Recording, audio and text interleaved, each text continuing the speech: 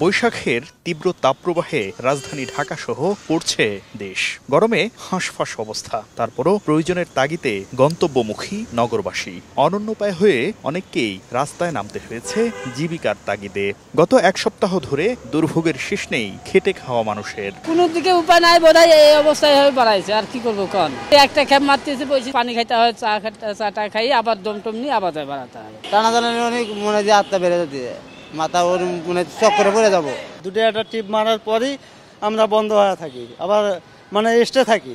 অনেকেই গন্তব্যে রওনা হলেও পুরো পথ পাড়ি দিতে ব্যর্থ হয়ে একটু হাফ ছাড়তে গাছের ছায়ায় বিশ্রামে বসেন। প্রয়োজন ছাড়া তো বাসাতে বেরই হচ্ছি না। মাঝখানে এই রোদে গরমে আসলাম তো একটু ডাব খেয়ে যাই। প্রচন্ড কষ্ট, বাইরে খুবই গরম, সহ্য করতে পারতেছি না। এরকম ইট পাথরের নগরীতে জলাধারের দেখা পাওয়া যেখানে অসম্ভব, সেখানে পানির উৎসের খোঁজ পেলেই তাতে গা ডোবানোর সুযোগ হাতছাড়া করতে নারাজ অনেকেই। ভিশন এসি নিয়ে এলো মানিব্যাগ গ্যারান্টি অফার।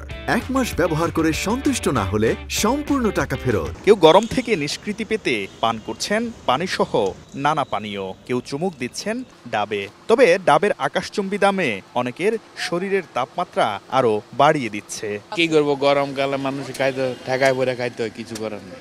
140 টাকা চাচ্ছে, একটু তো বেশি হচ্ছে। আমি কিনবো হিটার লাইটের জন্য খাচ্ছি। দাম বাড়তে কিছু করার নেই ভাই, ওখানে বর্তমান যেটা বাজার চলতেছে এটি চলবো আর কি। তবে স্বস্তির কোনো খবর নেই আবহাওয়া অধিদপ্তরের কাছে।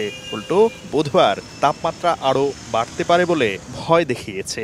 আর আপাতত নেই বৃষ্টির সম্ভাবনাও।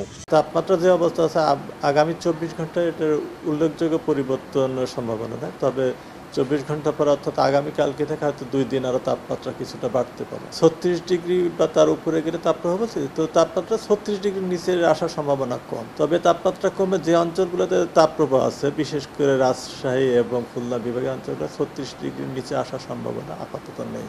ঢাকায় তাপমাত্রা 40 ডিগ্রি সেলসিয়াস না ছাড়লেও ইট পাথরের কারণে অনুভূত হচ্ছে সেরকমই।